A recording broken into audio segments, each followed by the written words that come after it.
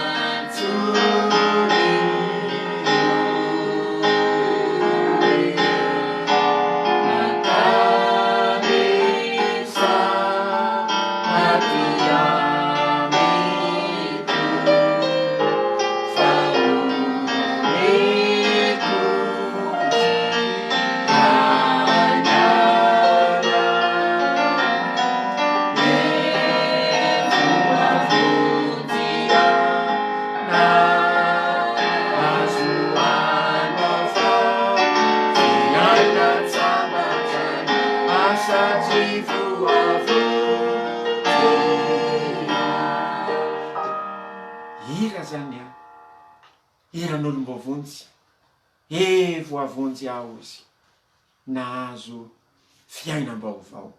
Zany tokoa ny olona ao amin'ny Kristy, raha misy olona ao amin'ny Kristy hoy ny Baiboly, dia olom-baovao izy. Efa lasa ny zavatra taloha, indreo tonga vaovao ireo. Mamaky andiny tsoratra masina indray tsika rehefa avy eo, nefa dia mbola hisaotra ny Tompo hatrany, mbola manana ny Baiboly. Mitondra Baiboly ianao dia ataovy eo akaikinao mihitsy ny Baiboly fa ovakitsika rehefa avy eo dia saotra an'Andriamanitra tsika mbola misy an'ity Baiboly ity eto am-pelantanantsika ary dia vavaka isika mba hitahin'ny Tompo ny fanambarana ny teniny ho ny fanahy masina mihitsy no hitantana sy hivimbina ny zavatra rehetra. Anondrika androantsika hivavaka isika. Saotranao izay Tompo Andriamanitro no ny nanomezanao anay ny teninao, teny fiainana, teny mamelombelona, teny mitarika anay ho amin'ny famonjena sy ny fanasitranana sy ny fananana fiainana mandrakizay. Ankalazainay ny anaranao, omenay voninahitra ny anaranao.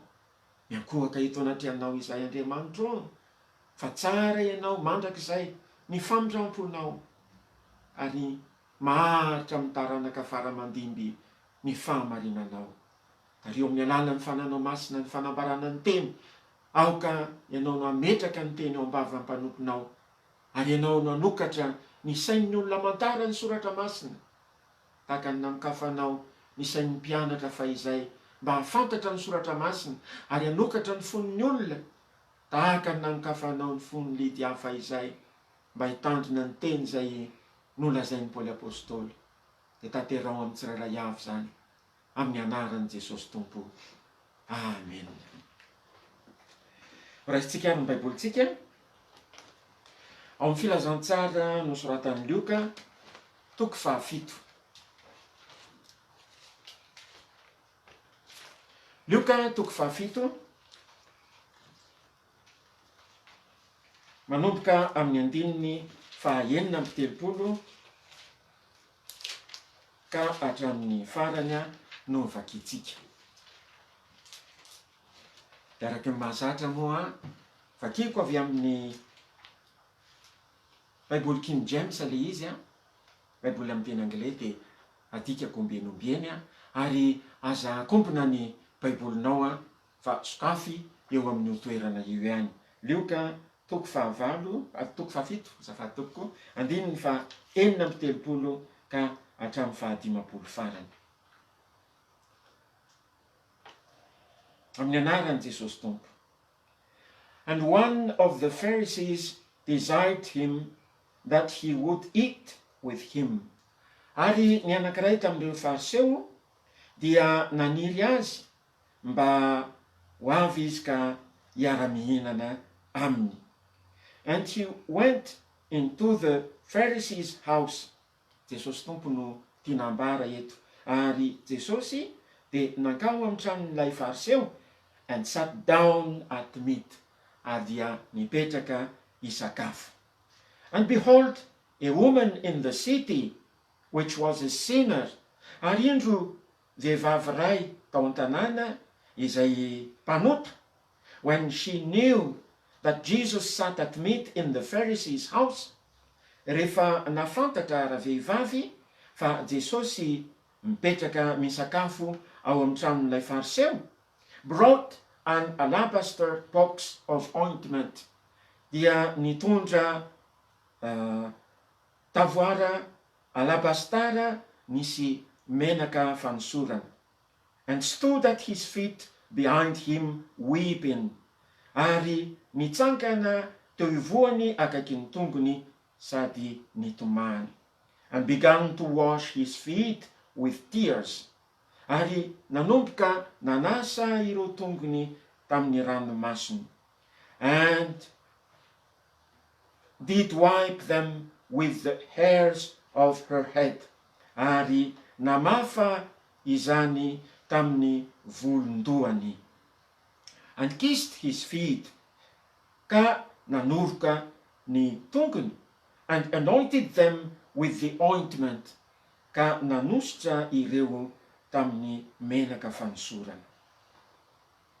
Now, when the Pharisee which had bidden him saw it, ankehitriny rehefa ilay fariseo zay nanasa an Jesosy nahita izany, he spake within himself, dia niteny anakapo izy, saying hoe, this man, if he were a prophet, ity lehilahy ty, raha tahiny ka mpaminany izy, would have known, de ho nahafantatra, who and what manner of woman this is that touched him, iza moa ary manao hoana no ivaloman'io vehivavy izay manendry azy io? For she is a sinner. Satria io vehivavy io dia mpanota. Andininy fahaefapolo. And Jesus answering said unto him, ary Jesosy namarika ny teny taminy hoe, Simon, I have somewhat to say unto thee. Ry Simona, manana zavatra holazaina aminao aho. And he saith, ary izy niteny hoe, Master, say on. Mpampianatra, lazao ary. There was a certain creditor which had 2 debtors.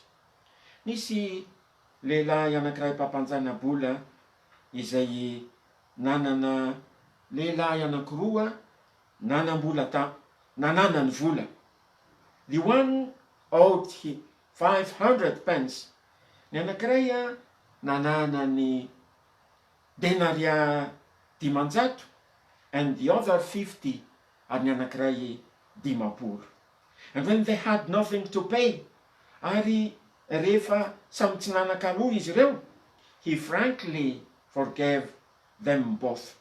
Dia navelany ampahatsorana izy roa lahy ireo. Tell me therefore, lazao amiko hoe arak'izany, which of them will love him most? Iza amin'izy ireo moa no ho tia azy indrindra? Simon answered and said, Simon namarika nanao hoe, I suppose that he to whom he forgave most. Everiko fa ilay namoezany navelany be indrindra. And he said unto him, ary izy nilaza taminy hoe, Thou hast rightly judged. Marina tokoa ny fitsaranao. Andininy fahaefatra amby efapolo. And he turned to the woman. Jesosy nitinambary. Ary Jesosy nitodika tamindra vehivavy. And said unto Simon, ka nilaza niteny tam Simona hoe, Seest thou this woman? Hitanao moa io vehivavy io? I entered into thine house. Niditra teto antraminao aho. Thou gavest me no water for my feet. Ianao tsy mba nanome rano aho ho an'ny tongotro. But she hath washed my feet with tears. Fa raha vehivavy kosa, nanasa ireo tongotro tamin'ny ranomasina. And wiped them with the hairs of her head. Ka namafa azy tamin'ny volondohany. Thou gavest me no kiss. Ianao tsy mba nanoroka ahy. But this woman, fa ity vehivavy ity kosa, since the time I came in, hatramin'ny fotoana nahatongavako nidirako teto, hath not ceased to kiss my feet. De tsy nitsahatra nanoroka ireo tongotro. Andininy fahaenina amby efapolo. My head with oil thou didst not anoint. Ny lohako tamin'ny diloelo tsy mba nosoranao akory. But this woman hath anointed my feet with ointment.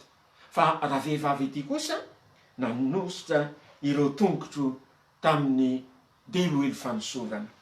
Wherefore I say unto thee, noho izany, zaho milaza aminao, her sins, ireo fahotany, which are many, izay tena betsaka tokoa, are forgiven, dia voavela.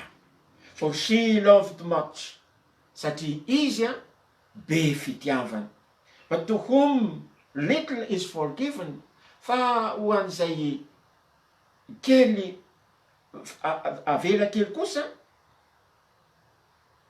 the same loveth little. Zany olona izany dia kely fitiavana. Andiny fahavalo amby efapolo. And he saith unto her, ary Jesosy niteny tamindra vehivavy, thy sins are forgiven. Ireo fahotanao be voavela. And they that sat at meat with him began to say within themselves. Ary reo zay niara mipetraka taminy ny sakafo dia nanomboka ny teny tao am-pony hoe who is this? Fa iza moa ity? That forgiveth sins also, izay mamela eloka ihany koa. Andiny fahadimapolo farany. And he said to the woman, a Jesosy nilaza tamindra vehivavy, thy faith hath saved thee. Ny finonao no efa namonjy anao. Go in peace. Mandehana ampiadanana na mandehana soamantsara. Io ampahany amin'ny soratra masina io dia nosoratan'ny Lioka, evangelista.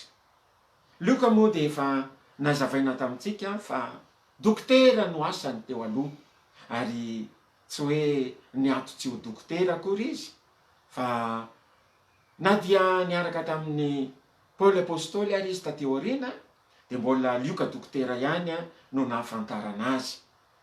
Dokotera zany raha amin'izao andro iainantsika zao dia olona nandalina fianarana mihoatra noho ny akamaroan'olona, satria tena nianatra medicine mba azahoana mitsabo,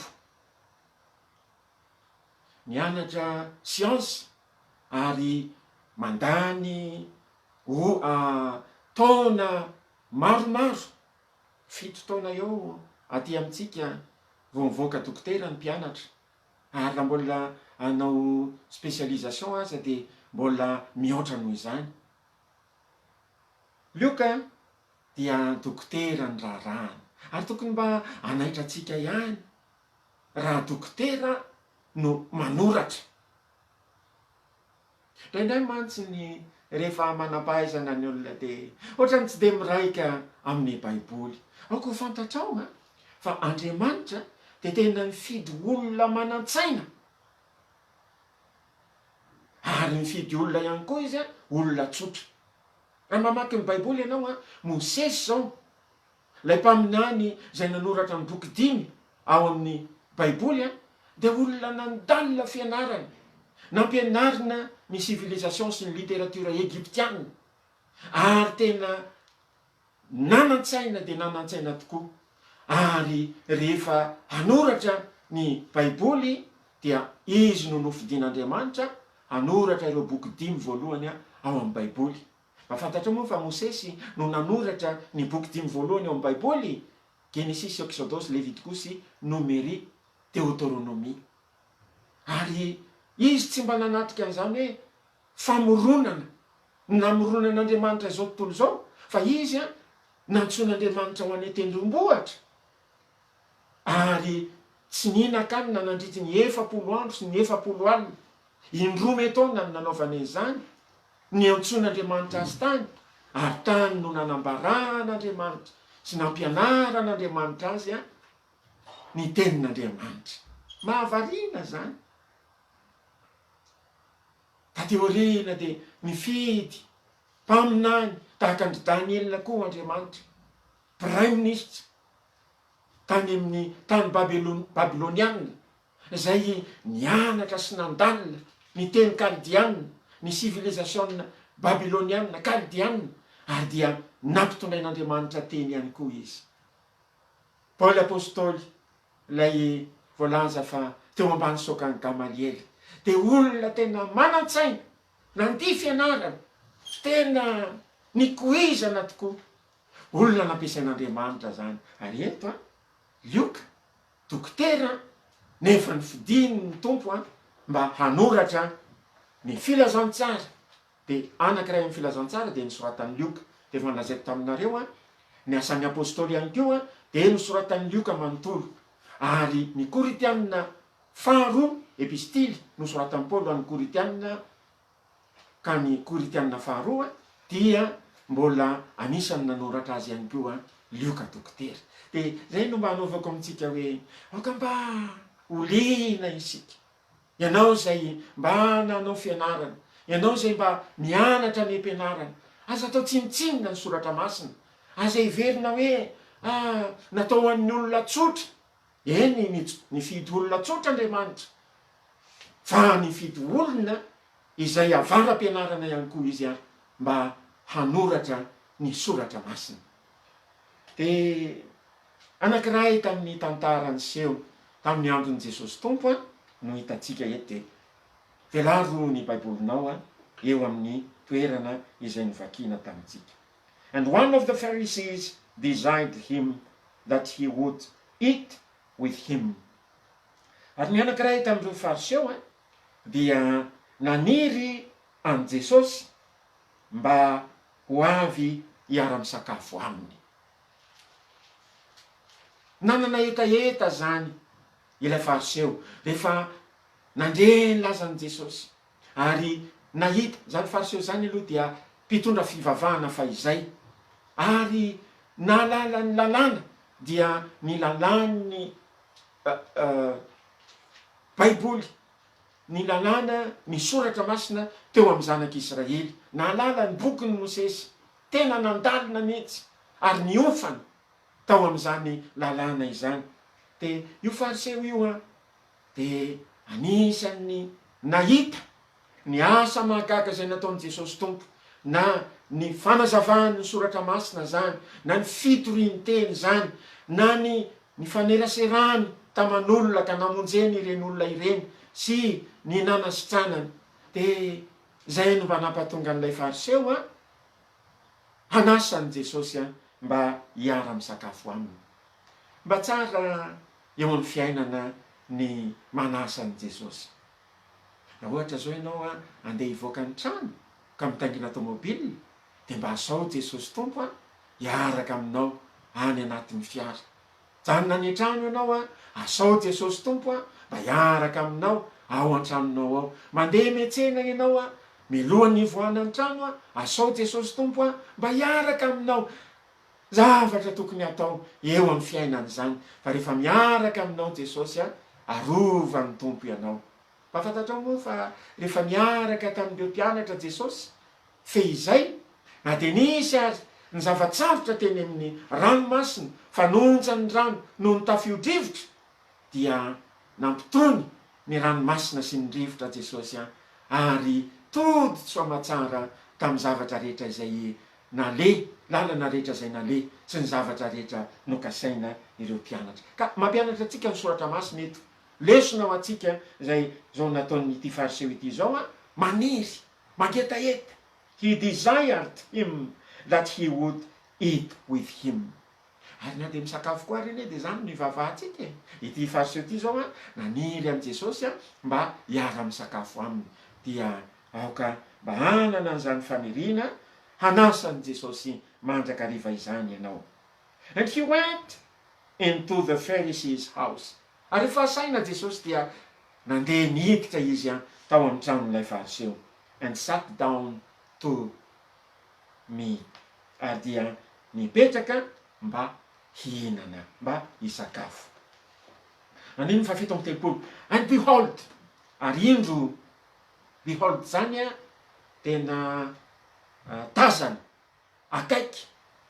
Indro a woman in the city which was a sinner, vehivavy anankiray tao an-tanàna izay mpanota, when she knew that Jesus sat at meat in the Pharisee's house, brought an alabaster box of ointment. Nisy vehivavy anankiray tao an-tanàna izay mpanota. Dikan'izany mpanota izany dia tsy mankatoa an'Andriamanitra, manao fahotana isan-karazany, tsy manana an'Andriamanitra eo amin'ny fiainany. Mangalatra ohatra, mandainga ohatra, miteny ratsy, zany rehetra zany de ota avokoa. Manao tsinitsinina an'Andriamanitra, miavonavona, mpifosafosy, mpangalatra, mpanompisampy. Rehefa mety ho fantikan-dalàna, fantikanany lalàn'Andriamanitra, de ota no etsona azy. Ary ny olona manao an'izany de mpanota. De ity vehivavy ity zany nahafantarana azy tao an-tanàna de vehivavy mpanota. Ary tsy ho vehivavy io ihany ny mpanota, fa isika rehetra dia hoy ny soratra masina hoe samy efa nanota izy rehetra ka tsy manana ny voninahitra avy amin'Andriamanitra.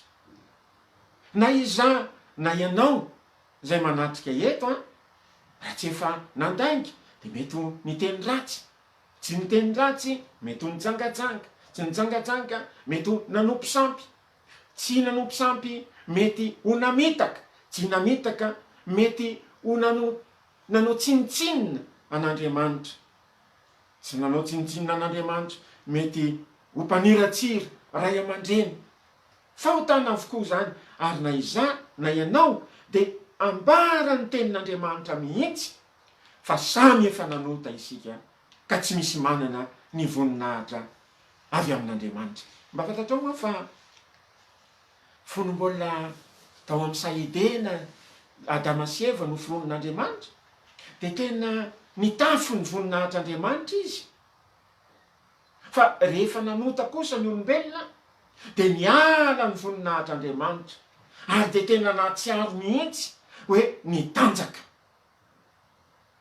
Mba te hisintona kely ny sainao ahako, isika olombelona ihany no tena mitafy, fa ny biby jereo ange ny omby tsy mba mahatsiaro mitanjaka ireny, jereo ange ny akoho amam-borony tsy mba miakanjo ireny nefa tsy mba mahatsiaro mitanjaka zany, jereo ny amboa, ny saka, izay rehetra biby mety ho hitanao, na ny vorona mety ho hitanao, tsy mba mahatsiaro an'izany hoe mitanjaka izany izy. Fa isika kosa satria nanota, fa samy efa nanota izy rehetra ho ny soratra masina ka tsy manana ny voninahitr'Andriamanitra. Rehefa nanota ny olombelona niala ny voninahitr'Andriamanitra. Dia hitantsika tsara fa tamin'ny andron'ny Adama sy Eva dia naka ravina aviavy ry zareo mba ho zairina atao akanjo, fa noho ny fitiavan'Andriamanitra dia akanjo vita tamin'ny hoditra biby no nataon'Andriamanitra ho azy ireo. Namono zanak'ondry mihitsy Andriamanitra mba hanaovana fitafiana ho an'ny Adama sy Eva. Dia zany no niandohany ny fitafiantsika zanak'olombelona. Tetsa tsy antitra ihany zay, fa ity vehivavy ity zany mpanota. Zasy ianao koa efa manana ny samy ota nataotsika isika.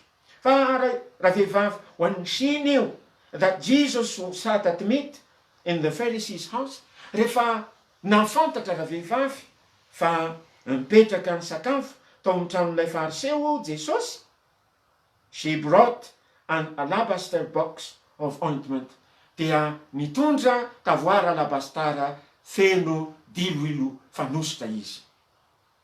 Ny fahafantarana ny hoe ao amin'ny toerana anankiray Jesosy dia nampatonga azy hanana etaeta. Dia no tanterahany zany dia nentiny ny alabastara, hitatsika eo ny antony nitondrany azy, nentiny ny alabastara zay feno menaka sarobidy, nentiny nakao amin'ilay trano fanasana. Andiny fahafanompo-tepolo, and stood at his feet behind him weeping. Dia endro raha vehivavy nitsangana teo voan'i Jesosy. Jesosy amin'io dia misakafo zao matsara, miaraka mikorana amin'ilay fariseo izay nanasy azy sy ireo olona mety nasaina tao amin'ny tranon'ilay fariseo. Fa raha vehivavy mpanota ity kosa dia nakeo voan'i Jesosy, teo apoditry ny tongony dia nitomany. Ny olona matomtomany dia misy alahelo ao anatin'ny fo. Tomany izy, tsy hoe mitomany mamy foana akory, mety misy zavatra tsarony ka mahatonga alahelo, mandratra ny fony, dia nirotsaka ny ranomasony. And began to wash his feet with tears. Dia nanomboka nanasy ireo tongotry Jesosy tamin'ny ranomasony izy. Ranomaso betsaka izany. Nakotsy ny tongotry Jesosy tompo tamin'ny randomasony raha vehivavy. Jesosy am'izany de mbola eo am-pisakafoanana, aleo fisary kely an-tsaina zany toe-javatra niseho zany. De indro raha vehivavy rotsaka ny ranomasony dia tate eo amin'ny tongotry Jesosy, de sasany tamin'ny ranomasony ny tongotry Jesosy. And did wipe them with the hair of her head. Ary tam'izany dia no fahony tamin'ny volondohany ny tongotry Jesosy. Eto de mahatsiaro kely an'le teny nataon'ny frère Daoda hoe fananarany vehivavy. Nareo vehivavy ozy raha mba lava ihany ny volonareo dia aza manapa-bolo. Zareo afrikanina mantsy dia olo-volo de kely ny volon'ny vehivavy. Fa raha mba lava volo ihany ianao izy, i Marie zao ity vehivavy ity mantsy, ity vehivavy ity zao de lava ny volony izy de afaka namafa ny tongotry Jesosy tamin'ny volondohany izy. Afaka nifaoka namaoka ny tongotry Jesosy tamin'ny volondohany izy. Azonao moa zany. Raha tsy nanana volo zao izy de tsy mba nanao an'izany izy. Fa lava ny volony de nofahony tamin'ny volony Jesosy nofahony tamin'ny volony ny tongotry Jesosy.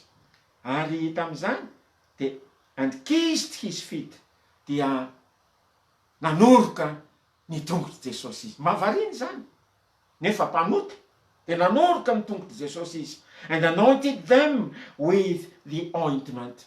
Arefy zany de niraisiny le diloilo-manitra de nosorany tam'izany ny tongotry Jesosy. Azonao an-tsaina zany scène izany.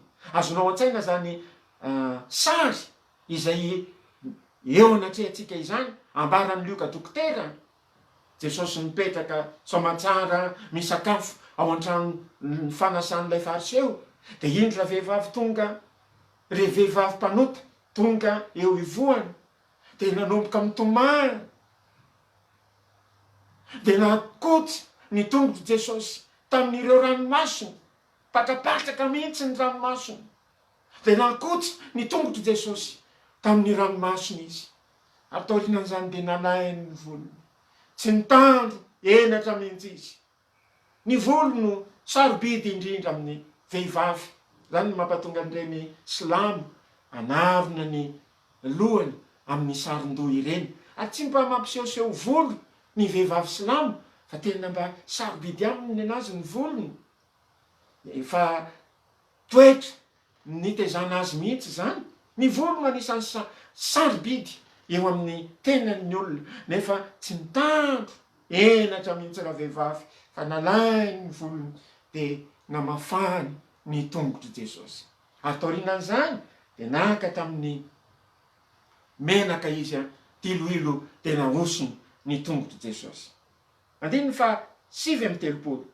Now when the Pharisee which had beaten him saw it.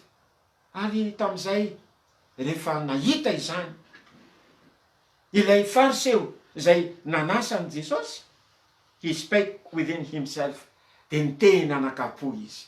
Satria Jesosy eo akaikinao misakafo de hitany raha vehivavy eo akaikin'i Jesosy eo mitomany mamafa ny tongotry Jesosy amin'ny volondohany, de nanoroka fantatra ny tongotry Jesosy, nanoroka fantatra ny tongotry Jesosy, natoany ny tongotry Jesosy mihitsy ny molony, ary dia nosorany menaka manitra ny tongotry Jesosy.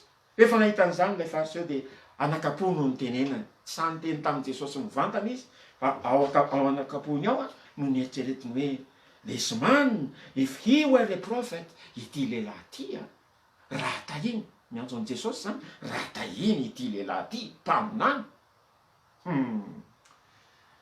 Raha tahiny ity lehilahy ty mpaminany, de ho nafantatra an'io vehivavy io.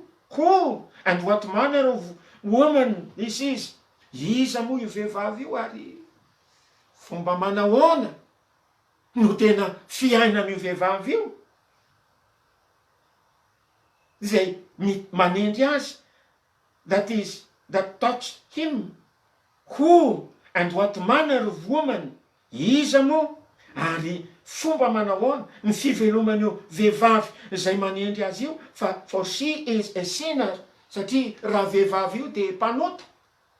Tena fantatry ilay fariseo tsara mihitsy fa mpanota raha vehivavy io. Dia nieritreritra izy, nisy fisalasalana tao anatiny mba hananasan'i Jesosy izy nefa tamin'izay fotoana izay indrindra no nahatonga azy hisalasala. Raha mpaminany ity Jesosy ity dia no fantatra ny vehivavy io sy ny toetrany fa io angepa ka mpanoty. Dia rehefa tsika ny andinin'ny fahaefapolo. And Jesus answering said unto him. Voavalin'i Jesosy lay fisainana tonga tao an-tsaina azy tao am-pon'ilay fariseo. Dia hozy izy hoe, Jesus answering said unto him. Namaly Jesosy ka nilaza tamin'ilay fariseo manao hoe, Simon, Simona ny anaran'ilay fariseo. Simon, I have somewhat to say unto thee. Mba manana zavatra ho lazaina aminao aho. And he said, Master, say on. Dia niala tao am'le raha vehivavy ny fisainan'ny Simona fa nitodika tao amin'i Jesosy izy. Satria nolazain'i Jesosy hoe, Simona, mba manana zavatra ho lazaina aminao aho. Dia kingery Simona niteny tamin'i Jesosy hoe, mpampianatra ô, lazao ary. Ay nahalalany fariseo ity an'i Jesosy hatramin'izay dia mpampianatra.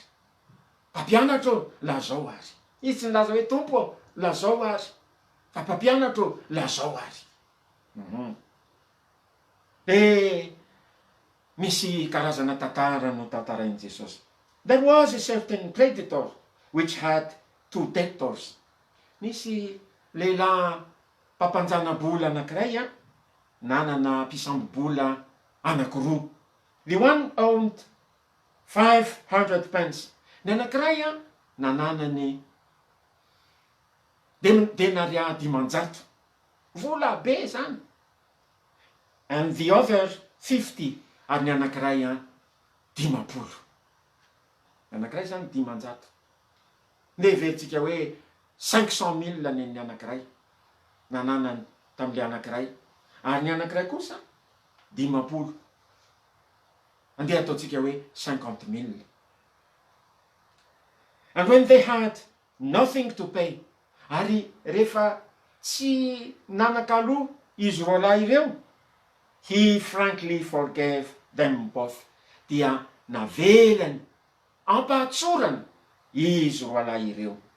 Tell me therefore, lazao amiko ange Simona, mba lazao amiko hoe arak'izany, which of them will love him most? Izy amindreo roa lahy ireo no ho tia azy indrindra. Izy amindreo roa lahy ireo no tia azy bebe kokoa. Satria samy navotsiny avokoa. Ity nananany 500,000 ity navotsiny. Ity nananany 50,000 ity navotsiny. Izy amin'izy roa lahy ireo re no tia azy indrindra. Tsy taitra Simona namaly. Simon answered and said, Simona namaly ka nanao hoe, I suppose that he to whom he forgave most. Ataoko, everiko fa ilay nananany bebe kokoa. Satria ny anankiray tsinona io nananany 500,000. Ataontsika hoe 500,000 francs. Io nananany 500,000 francs. Iry 50,000 francs fotsiny nananany. Ny oti an'ilay tompom-bola bebe kokoa. Dia ity nananany 500,000 ity ka nafoiny satria tsy nanakaloha izy dia nafoiny nitrosany taminy. Io no ti ilay manam-bola bebe kokoa no ilay anankiray izay nananany 50,000 ary navotsony koa ny 50,000 izay nananany tany. Dia zay nahatonga ny Simona namaly hoe, ataoko izy fa ilay namoizany bebe kokoa. Dia hoy Jesosy. And he said unto him, Thou hast rightly judged. Tena marina ny fitsaranao izy. De reo am'izay ny zavatra nataon'ilay mpitondra fanahin'olona mahafatrapo indrindra. Nataon'ilay Jesosy Kristy zanak'Andriamanitra zay tonga mba hitady sy hamonjy ny very. Nataon'ilay Jesosy Kristy izay nanehoan'Andriamanitra ny fitiavana atsika olombelona, ka voalaza manao hoe fa toy izao nitiavan'Andriamanitra izao tontolo izao nomeny ny zanany lahatokana mba tsy ho very zay rehetra mino azy fa hanana fiainana mandrakizay. Jereo ny andininy manaraka. Andininy 4 and he turned to the woman. Teo izy ohatrany tsy nahita an'le vehivavy fa nitodika tamy am'le vehivavy am'izay Jesosy. Jereo fa sady nahafantatra tsara zay zavatra atao anatin'ny saina sy ny fony ilay fariseo nanasa azy Jesosy. Ary nahafantatra tsara ihany koa ny am'ty vehivavy mpanota izay teo akaikiny sy nitomany sy namafa ny tongony sy nanoroka ny tongony ary nanositra azy tamin'ny menaka manitra. Ary ianao zay miainao ankehitriny koa tsy miafina amin'i Jesosy Tompo ny fiainanao. Za tsy miafina amin'i Jesosy Tompo ny fiainako. Tsika tsirairay avy zay manatrika sy manaraka izao fandarana izao akoho fantatry ny tsirairay avy fa tsy miafina amin'i Jesosy Tompo ny toe-piainatsika, ny mombamomba atsika, ny toe-tsaitsika manontolo mihitsy tsy misy miafina aminy. Dia nitodika tamin'ny vehivavy Jesosy. And he turned to the woman and said unto Simon. Todika tany amin'ny vehivavy Jesosy ka niteny tamin'ny Simona hoe, seest thou this woman? Hitanao mo io vehivavy io izy. I entered into thine house. Niditra teto an-tramonao a Simona. Thou gavest me no water for my feet. Ianao tsy mba nanome rano anasana ny tongotro. Fomba zareo jiosy mantsy.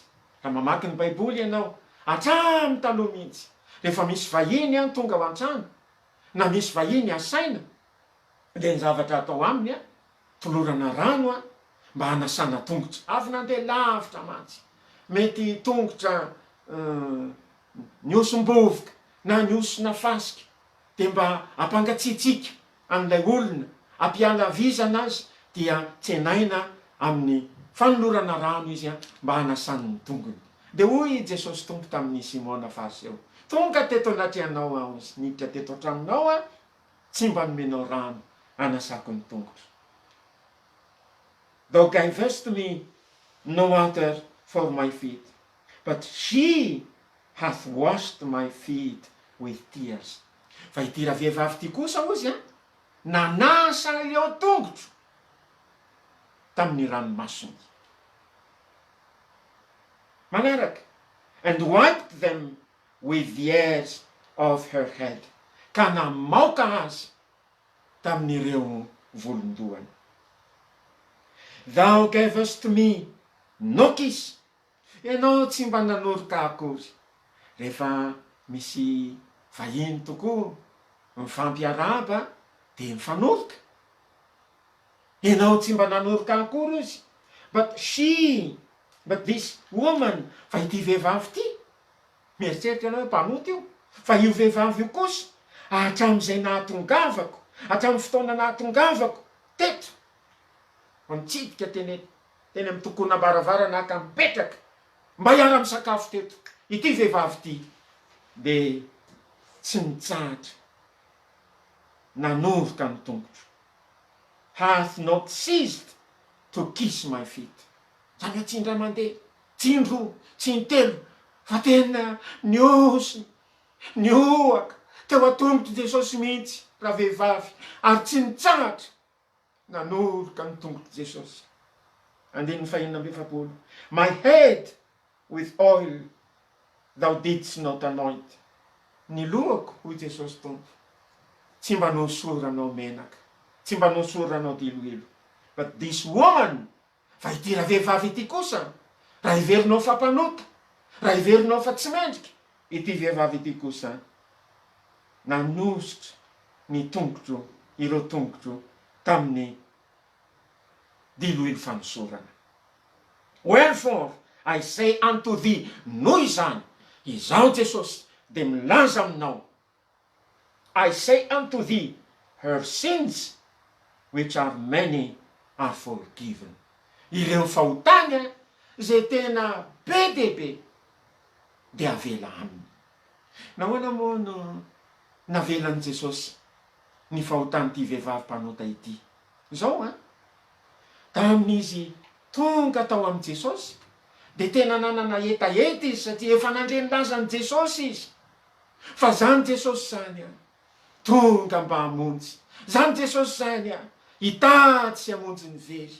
Zany Jesosy zany mamela heloka olona. Ary satria betsaka amin'ny fahotany, be dehibe ny fahotany, nalaza mihitsy izy tamin'izany. Fitondrantena ratsy, mety maloto ny molotra, teniteny foana, mety tsy ara-dalàna mihitsy ny fiainany manontolo. Fa nandreny momba ny Jesosy izy. Jesosy zay voalaza fa avany an-danitra fa tsy mba eto ambonin'ny tany. Jesosy zay voalaza fa tonga hitorony amin'ny fanjakan'Andriamanitra. Jesosy zay voalaza fa tsy avy antsony marina fa ny mpanota ao amin'ny fibebahana.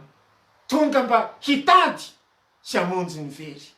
De nanana etaeta ra-vehivavy mba ankao amin'i Jesosy. Ary tsy nisalasala mihitsy izy ka hoe mety tsy voasa izy akao amin'le trano, fa raha vo fantany fa io Jesosy tonga petraka tao amin'ny Simona fariseo, de tsy nisalasala izy niditra tao amin'ilay trano fanasana. Ary tsy nisy olo-kafa natonony na nisy olo-kafa niresahany, fa tonga de namantana teo ivoan'i Jesosy izy. Ary teo izy no nanomboka mitomany. Ny olona mitomany hoe amantsy anao de malahelo. Mety mahatsiaro ny toetra ratsiny izy, ny toetra fanaony. Ary eo akaikin'i Jesosy koa ne tena tsapa mihitsy zany hoe le olona anankiray masina, fa izy kosa mpanota. Zany mihitsy ny zavatra tsapan'ny olona tamin'ny mpanompon'Andriamanitra anankiray antsoina hoe Smith Wigglesworth zay. Vao miditra ao anaty train izy mangina daholo ny rehetrarehetra, satria olona masina no miditra ao anaty train. Ary na de ny fanakakaizana fotsiny an'izany mpitoroteny zany ary dia mandresy lahatra ny manodidina. Ohatran'izany koa ny vehivavy anankiray antsoina hoe Helen Ewig. Vehivavy tanora fa tia an'Andriamanitra, voavonjy tamin'ny andron'ny fahatanorana. Ary tena nanana toetra famasinana mihitsy, toetra masina. Fa maty tamin'ny fahatanorana zany vehivavy zany tanora izany. Ary tao amin'ny entany no nahitana ny diariny fa mivavaka ao amina misionera be dehibe maneran-tany izy. Ary ndray mandeha tao amin'ny trano anankiray dia nivory mba hivavaka ny olona, dia ndresadresaka araky le nilazako anao hoe amin'izao fotoan'izao any Amerika dia tonga ao am-piangonana ny olona de miresadresaka, fa tsy fomba tokony atao mihitsy zany. Rehefa tonga ao am-piangonana dia ao amin'ny fanatrehan'Andriamanitra dia mangina mitoetra amin'ny fanahy mivavaka. De ndray mandeha tao amin'le toerana fivoriana de miresadresaka ny olona, fa teo amin'ny rindrina nisy nahatsikaritra fa tsy sarin'ny Helen Ewig ve izy. Raha vao nahitan'izany ny olona de nanomboka mikombona ny vavany, nanomboka namitsaka, ary de nanomboka nandohalika, de rafitra nandohalika izy rehetra tao amin'ilay efitra.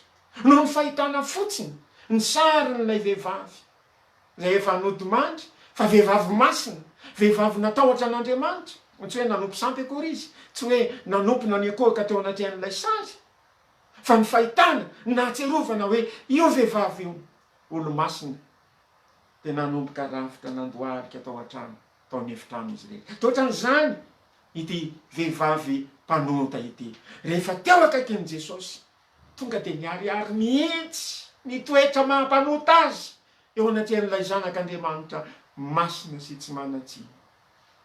Da nanomboka tonga tao anatin'ny eritreriny ny toetra ratsy tsy mendrika rehetra nataony, na ny laingy, na ny fitaka, na ny avonavona, na ny fihetsaram-belatsia, na ny fitondran-tena maloto, tena nanomboka mitomany izy. Ona, ianao ve mba efa mitomany teo amin'ny fiainanao? Fantatro fa rehefa nisy fisarana tany de mety mitomany ianao.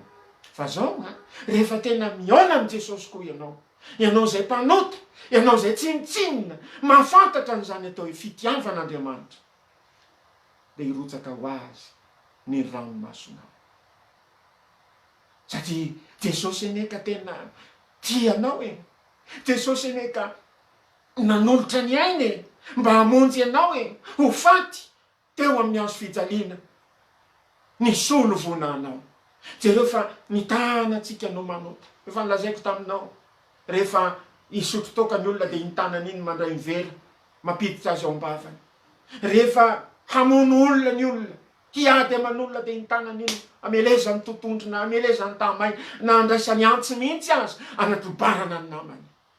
Rehefa mitaka ny olona de iny tanany iny ihany no amitany. Ampisambory vola de raisina amin'ny vola, avy eo tsy meno. Rehefa angalatra ny olona de iny tanany iny ihany no angalarana. Nefa ny tanany Jesosy no nofantsiana teo amin'ny hazo fijaliana. Mampitomany ane rehefa tena mieritreritra an'izany. Ary tsy vitany hoe mifona tompo fa nanota ako, fa tena tokony ho saintsainao mihitsy zany fitiavany Jesosy zany, zany lefina nanatrobarana ny fony zany, ny foko no ratsy, ny fonao no ratsy, nefa fony Jesosy no notrobarana tamin'ny lefina.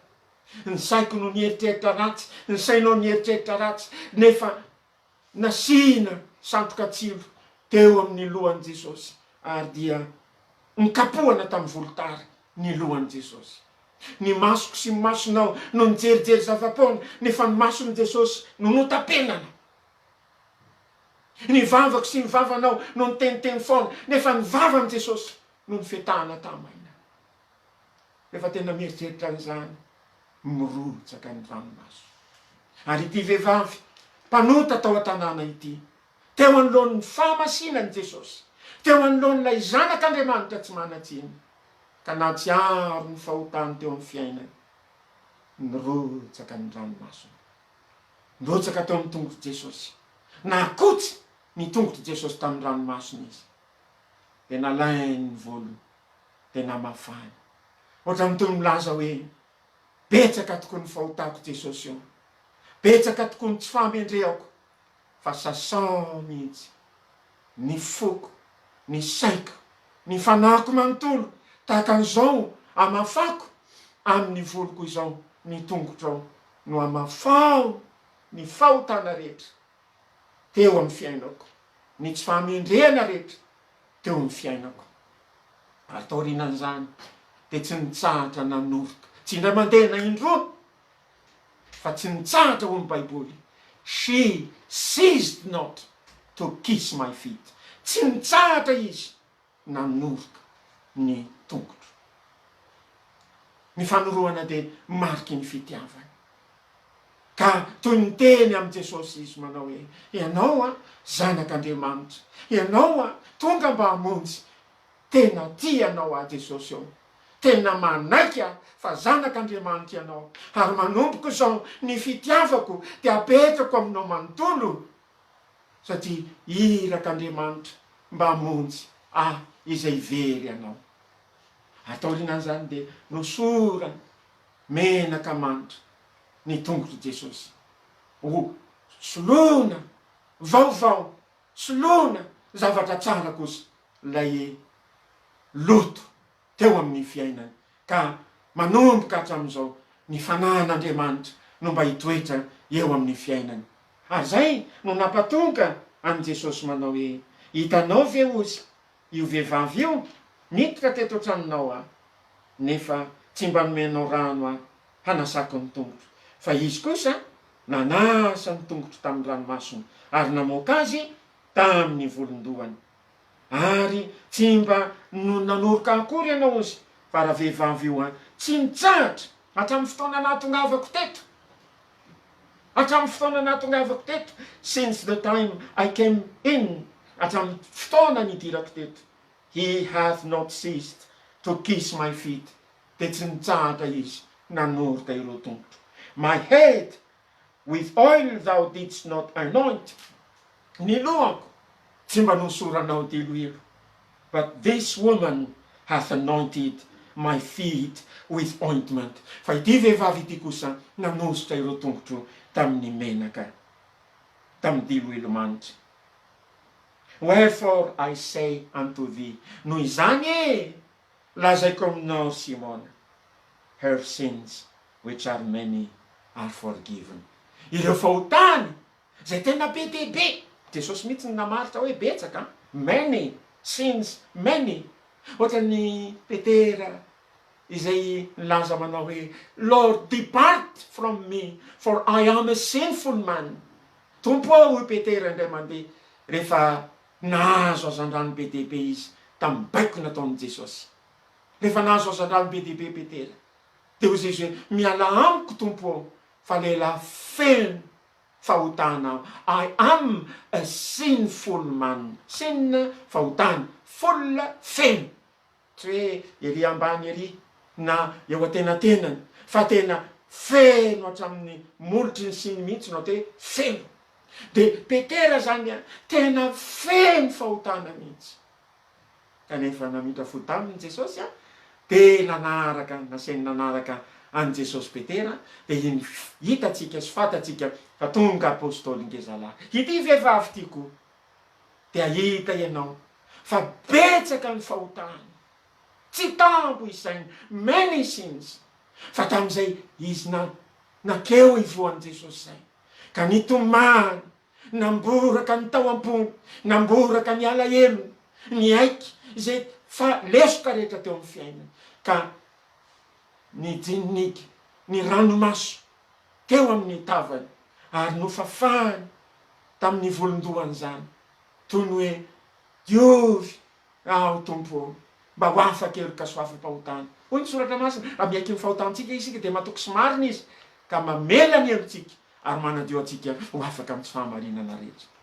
Tsy nitsahatra nanoroka ny tongotry Jesosy izy, naneho fitiavana an Jesosy izy. Ary tamin'izany te hoy ny soratra masina, hoy Jesosy, ny fahotana zay be dia be ozy de voavela, satria be fitiavana izy. Ohatran'ilay olona izay hoe tia bebe kokoa ny tompony kosa izy, satria fahotana vola be dia be no nafoy taminy. Ko ity vehivavy ity de ho tia bebe kokoa an Jesosy tompo, satria fahotana be dia be no navela taminy. Mamela ilaza aminao fa mpamela heloka Jesosy. Ary ao amin'ny soratra masina de voalaza mihitsy fa vonin'Andriamanitra hamela heloka. Fantatrao zany hoe vonina, ready to forgive, hoy ny Salamy fa 5:26. Sy any amin'ny Nehemia 7:7. Salamo 4:5. Ary bokin'ny Nehemia 7:7. Verina indroa amin'ny Baiboly ireto teny reto manao hoe the Lord is ready to forgive. Ny tompo Andriamanitra de vonina hamela heloka. Dikan'izany vonina zany miatry. Ka rehefa misy manoka-bava mangataka famindram-posy famelan-keloka, tonga de mamela heloka izy. Ary zany no hitatsika amin'i Jesosy eto. Ary zany no ataony aminao ihany koa, raha anio ianao mba miaiky ny tsy fahamendrehanao. Ilaina ange miaiky. Aza mieritreritra fotsiny za efa kristianina, za tsy manao ny ota maro samihafa be dia be. Raha mitoy mamaky ny baibolinao ianao misy fiangonana 7 tany Azia nanariny Jesosy mba hibebaka ny anaky 5 tamin'ireo fiangonana ireo. Fantatro izy ny fiangonana tany Efesosy, fantatro ny asanao izy, ny fikelezanao ainy, ny faharetanao, ny tsy fahazakanao zay ratsy. nefa manan-javatra noerana anao ao Jesosy tompo, fa ianao efa niala tamin'ny fitiavanao voalohany. Fa zao no izy tsarovy ny toerana nisy ianao fony tsy mbola lavo, de mibeba ka manaova ny asa voalohany. Zany fiangonana, fa hitan' Jesosy hoe niala tamin'ny fitiavana voalohany. Ianao io zao kristianina, fa nanahoana ianao tainam-piandohana? Nanahoana ny fitiavanao mivavaka? Nanahoana ny fitiavanao namaky baiboly? Nanahoana ny fitiavanao niaraka tamin'ny mpirahalahy, na niaraka tamin'ny mpirahavavy, nanao ny asan'Andriamanitra, na ny joro vavolombelona, na ny toriteny? Nanahoana ny fatokianao hanome ny volanao ampandrosoana ny fanjakan'Andriamanitra? Nanahoana ny fitiavanao? Hozy ianao ve hoe tsy manana ibebahana, ara-dalàna ny fiainako? Mila mahatsiaro tena. Fiangonana anankiray tany Asia Minora, any amin'ny bokin'ny Apokalipsy, tsy mangatsika na mafany ianao ozy, ary aloha mivavako, hitako tsy tanteraka mihitsy ny asanao teo anaty an'Andriamanitra. Zao no izy ozy Jesosy tompo aoreno, mibeba ianao de aoreno zay zavatra saika efa maty. Raha dinidinonao ny namaky baiboly, avereno ray zany. Raha dinidinonao mivavaka, avereno ray zany. Raha dinidinonao mba mamonjy fitaovavahana any am-piangonana, avereno ray zany. Mibeba de avereno ray zany. Fa ity vehivavy teto ty le ranomasony rotsaka, tena fibebahana teo anaty an'Andriamanitra. Le famafany ny tompo Jesosy tamin'ny volondohany, de fibebahana teo anaty an' Jesosy. Ny fanoroany ny tompo Jesosy tsy nitsahatra, de fanaporofony ny fitiavana an' Jesosy, fitiavany an'Andriamanitra. Noho izany hoy ny soratra masina, voavela ny elon'ny be dehibe satria be fitiavana izy. Fa izay kely fitiavana ho Jesosy dia voavela amin'ny kely. Andininy manaraka, reo rehetra zay mipetraka. Andininy fa 7:7. And they that sat at meat with him began to say within themselves, what is this that forgiveth sins also? Ireo zay niara-mipetraka nihinana, satria ireo zany dia nasaina. De niara-mipetraka nihinana teo, nandre an' Jesosy, nandre ny teneniny tamin'ity vehivavy ity, ary nandre ny teneniny tamin'ny ilay fariseo, ary indrindra nandre ilay hoe voavela ny eloky ity vehivavy ity, na dia be dehibe azy. De nilaza manao hoe fa iza moa ty ozy no mamela eloka? Ary tamin'ny occasion anankiray ihany koa, mbola tantara hafa indray zany, ato amin'ny soratra masina, mahafinaritra mamaky soratra masina fa vakio. Le lehilahy anankiray voan'ny paralysisa de nentina efada nakeo amin'ny toerana zay nisy an'i Jesosy, de vo nahita ny finoany reo Jesosy, de nilaza tamin'ilay mararin'ny paralysisa hoe matoky anaka, voavela ny elokao. De taitra ny mpitondra fivavahana tamin'izany fotoana zany, iza ozy ity no mamela eloka, afa-tsy Andriamanitra irery ihany, Andriamanitra irery ihany indreny fantatra fa mamela eloka.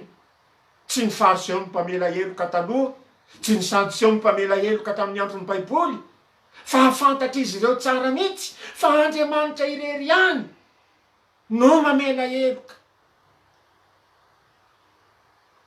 Iza moa ity ozy no mamela eloka? Andriamanitra irery ihany no mamela eloka. Ny tsy fantany de zao, marina ny teniny, fa Andriamanitra irery ihany no mamela eloka. Ary Jesosy zay manatrika azy ireo de tsy hafa fa Andriamanitra. Andriamanitra ray, zanaka, fanahy masina, telo zay ray. Andriamanitra mamela eloka. Jesosy manana fahefany ity ambonin'ny tany hamela eloka. Iza moa ity ho izy ireo no mba mamela eloka ihany koa? Ny fahafantaran'izy rehetra dia Andriamanitra ihany no afaka mamela eloka.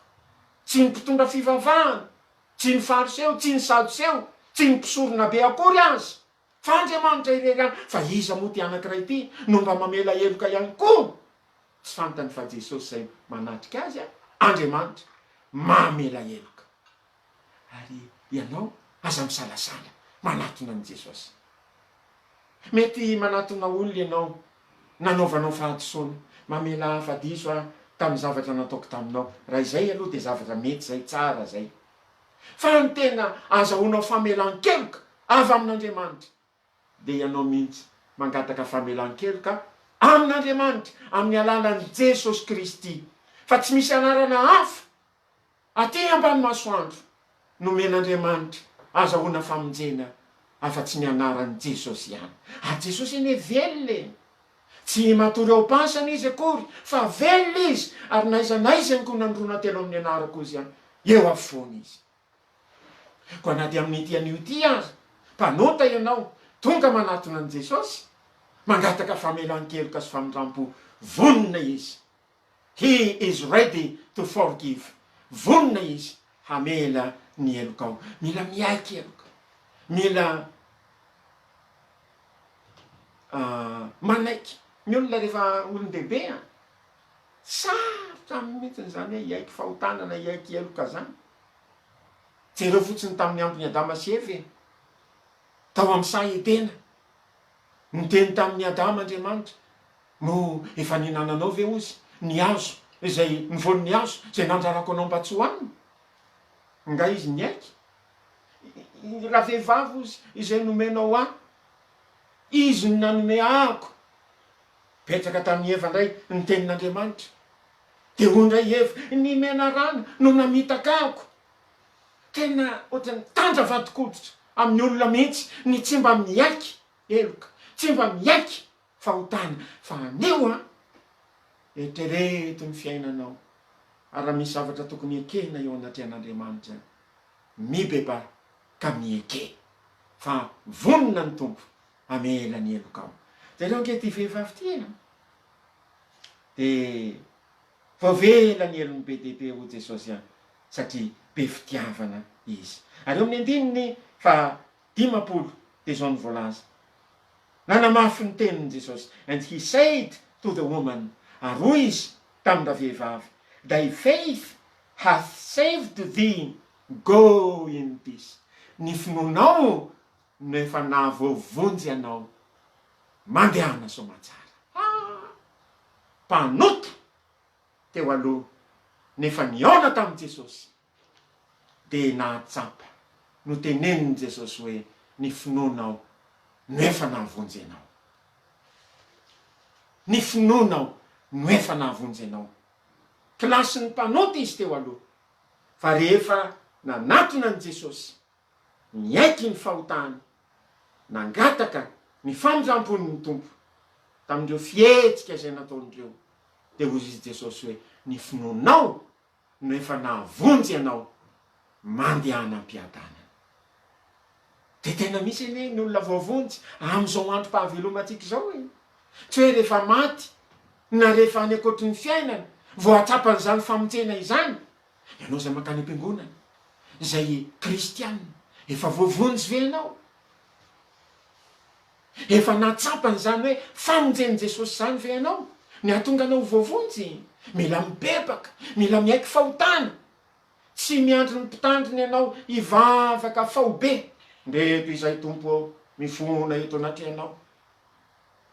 Dia aveo tenenina ianao hoe voavela ny elokao. Fahatsapana tena personnel anao manokana mihitsy.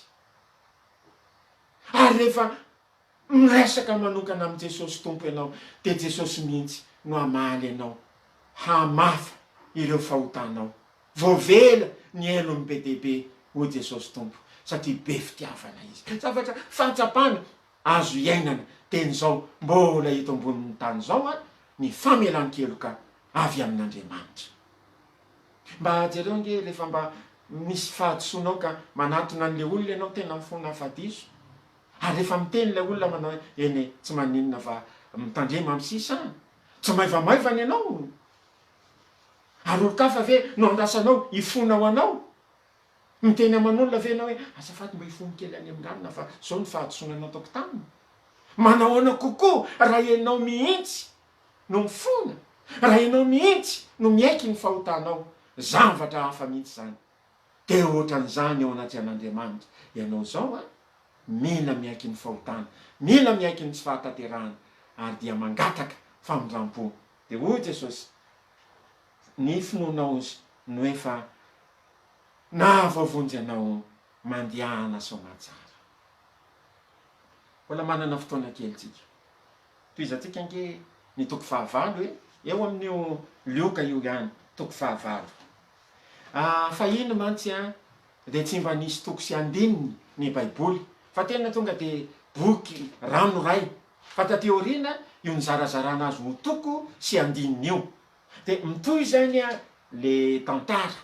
Rehefa vita ny toko fahafito, andininy fa 50, de ny mpanonta ny baiboly sy mpandamina ny tareheteny tao amin'ny baiboly no nizarazara hoe toko fahavalo andininy voalohany. And he came to pass afterward. Ary zao ny zavatra tao aorianan'izany. That he went throughout every city and village, preaching and showing the glad tidings of the kingdom of God. Jesosy de nandeha nitety ny tanàna sy ny vohatra, nitory sy naneho ny vaovao mafaly ny amin'ny fanjakan'Andriamanitra. And the 12 were with him. Ary ireo 12 lahy de niaraka taminy. Eo amin'ny andininy faharoa. And certain women, ary vehivavy sasany, which had been healed of evil spirits and infirmities, izay sitany tamin'ny fanahy ratsy sy ny rofy. Mary called Magdalene, out of whom went 7 devils. Marie, zay antsonako hoe Magdalene, zay nivoahana devil 7. And Joanna, the wife of Chuza, Herod's steward, ary Joanna, izay vadiny Koza, mpiara-miasa amin'ny Heroda. And Susanna, Susanna, and many others, ary vehivavy maro hafa koa, which ministered unto him of their substance, izay nanompo azy tamin'ny fananany. Hitanao io le hoe Marie, antsoina hoe Magdalene io. Ny tantaram-piangonana de milaza fa itsy vehivavy voalaza eo amin'ny toko fahafito, andininy vakitsika io lay vehivavy mpanota io de tsy iza fa Marie Magdalene. Azonao fatariny zany ny fiangonana zandry ny tatorina de tsy de manana ny tantaram-piangonana loatra, fa ny tena fiangonana voalohany indrindra tamin'ny andron'ny apôstôly de ny orthodoxe, ary taty aoriana kely ny katolika, ary taty aoriana ela ny protestant, ary ny fiangonana zandriny moa de tena voangana mihitsy. Ary reny fiangonana tranainy ireny no mitahiry ny tantaram-piangonana. Azonao mariana amin'ny bokin'ny orthodoxe, na azonao mariana amin'ny bokin'ny namana katolika, ny tantaram-piangonana. Mba tsara eny eny mahafantatra an'izany. Fa ity vehivavy mpanota tao an-tanàna ity de i Marie Magdalene izany, tena ratsy fitondran-tena teo aloha, fa novany Jesosy izy. Ary rehefa novany Jesosy izy, ny lesona ao tamin'ny toko fahavalo ity de zao, nanjary nanaraka an' Jesosy izy. Rehefa mifona ianao, mibebaka ianao, mandray an' Jesosy ianao, de aza mipetrapetraka fotsiny fa manaraha an' Jesosy. Dinio ny baiboly kankatoavy, mivavaha mandrakariva eo amin'ny fiainanao, tongava am-piangonana, manaraka fitoriteny. Mbola tantaran'ny frera Daoda ihany ity nitoriteny tany amin'ny tany Silamindro zareo. De nandre toriteny i Ali, anarana Silamo zany. De nibebaka Ali tamin'ny fitoriteny rehetra aloha, de tonga foana izy de tena nibebaka izy, miala amin'ny fahotany. Fa tatorina de tsy hita izy, tsy mba tonga any am-piangonana izy. De nanontany ny mpanompon'Andriamanitra, fa ahoana ianao ry Ali no tsy mba tonga am-piangonana? Io izy de ohatra ny hôpitaly, ny olona marary izy de makany amin'ny hôpitaly, de rehefa sitrany izy ngabo izy toetra amin'ny hôpitaly tsony, mody izy ozy de manohy fiainany ka za efa nanota teo aloha de efa mba voavonjy a ataoko inona-tsomony akany am-piangonana ny mifanoatra am'izany no tokony atao ilaina tezaina le fahavelomanao maty ianao teo aloha maty ara-panay fa rehefa bebaky ianao nanana an' Jesosy nandray an' Jesosy ianao velona le fananao niala avy tao amin'ny fahafatesana ho amin'ny fiainana niala avy tamin'ny maizina ho amin'ny mazavy mila tehirizina ny fiainam-pananao mila kolokolena ny fiainam-pananao velomina mivavaka isan'andro miaraka amin'i Jesosy velomina amin'ny famakiana baiboly velomina amin'ny fakanisana any am-piangonana ary amin'izany de hitanao Andriamanitra Maria Magdalena rehefa novonjeny Jesosy izy niala le toetra ratsy niala ny devoly zay nampahory teo amin'ny fiainany ka nitarika azy tamin'ny toetra ratsy maro samihafa de hitatsika eto amin'ny toko fahavalo mananomboka nanaraka amin'i Jesosy teny an-dalana izy ary azoinao ny tantarany Maria ao amin'ny Lioka ihany toko fahafolo andininy farany indrindra avadio kely ny baibolinao azakivy mihitsy mamadibadika baiboly any ampianarantsika de ouvrez à la page zao ozy ny mpampianatra turn to page de mba avadibadio koa ny baibolinao Lioka toko fahafolo de ny andininy fa valo amby telopolo ka hatramin'ny fa roa amby efapolo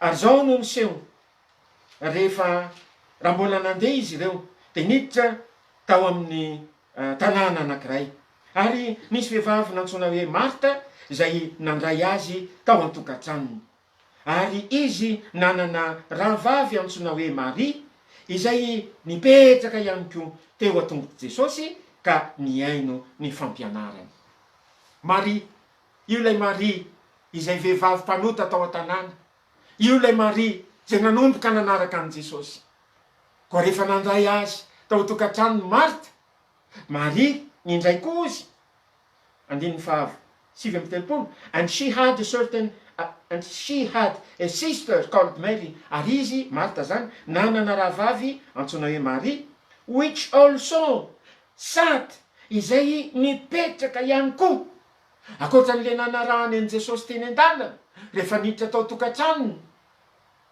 Jesosy de nipetraka ihany koa teo atongotra Jesosy izy ka niaino ny tenin'i Jesosy tam'izay Marta de voalazy eo amin'ny andininy fahaefapolo but Martha was cumbered about much servings and came to him fa Marta ozy de sahirana tamin'ny fampona maro de nakeo amin'i Jesosy and said ka niteny taminy Lord dost thou not care that my sister hath left me to serve alone tsy mampanindrana va ny amelan'ny rahavavy koa hanompo irery beat her therefore that she help me mba iangavio izy ary mba hanampy ahy andiny ndraiky amby efapolo and Jesus answered and said unto her a Jesosy namaly ka niteny tamin'ny Marta hoe Martha, Martha, thou art careful and troubled about many things Marta oh Marta ianao ty feno zavatra sanina thou art careful feno fikarakarana ianao and troubled about many things ary zavatra be dehibe but one thing is needful fa zavatra anankiray no tena ilaina indrindra one thing is needful and Mary hath chosen that good part ary Maria no efa nifidy zany anjara tsara izany which shall not be taken away from her izay tsy mba hoesorina aminy rehefa voavonjy Maria de nanaraka an' Jesosy ary tao tam'izany de nazoto ny ainy fampianaran' Jesosy izy zay le fikolokolona ny fiainam-panahy mazotoa ianao mamaky an'ity baiboly ty de mivavaka fa ho hitanao fa hitompo ny fiainam-panahy hitompo ny herim-panahinao ary afinaritra no mihitsy ny manaraka an' Jesosy tompo hoe tena ho finaritra ianao anaraka an' Jesosy ary tsy eto tany ihany fa rehefa tampotra ny fiainana ity amatana any an-danitra ianao. Mahafinaritra ange mivovonjy e. Zany le voalaza ny hira tele-am-piandohana. Voavonjy aho, nahazo aim-baovao, fiainatsambatra no asatria voavonjy aho. Tonga tety ambonin'ny tany, Kristy Jesosy ho Paoly apôstôly, ary amin'ireny izaho no lohany. Nefa tonga tety ambonin'ny tany koa Jesosy hamonjy ny tsiraray avy. Fantatro fa misy olona mbola tsy voavonjy, mbola mitoetra amin'ny fahotany, fa manaraka izao fandarana izao. Aza kivy ianao, natoina toetra anao, fantatry Jesosy zany, ary tiany Jesosy ianao mba hanatona azy, tahaka ny nanatonany Maria azy. Tiany Jesosy ianao andray hibebaka, tahaka ny bebahany ny olona tao amin'ny Baiboly. Tiany Jesosy ianao andray an' Jesosy eo amin'ny fiainany, fa zay rehetra nandray azy dia nomeny hery ho tonga zanak'Andriamanitra, tezay mino ny anarany. Ary tiany Jesosy ianao ho voavonjy. Ary iza moa mahalala, iza mahafantatra, na ianao zao teo amin'ny faharatsinao ka tonga voavonjy ianao, no anisan'ny fanaka ho ampiasainy Tompo. Ary ianao ndray no hitory ny tenin'Andriamanitra, ary ianao ndray no hijory vavolombelona, ary ianao ndray no hitona ny ankonanao, ary ianao ndray no hitona izao mpiarabelona amintsika izao ho amin'ny tena fanompona an'Andriamanitra. Mino an'izany ako. Mpiandry omby, tsiranana Filibera tany nahadrano tany misy azy.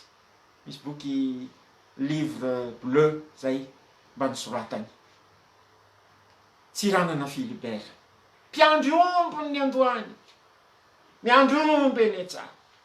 Iza moa nanapo, fa tateorina lasa filohan'ny repoblika voalohany teto Madagasikara izy.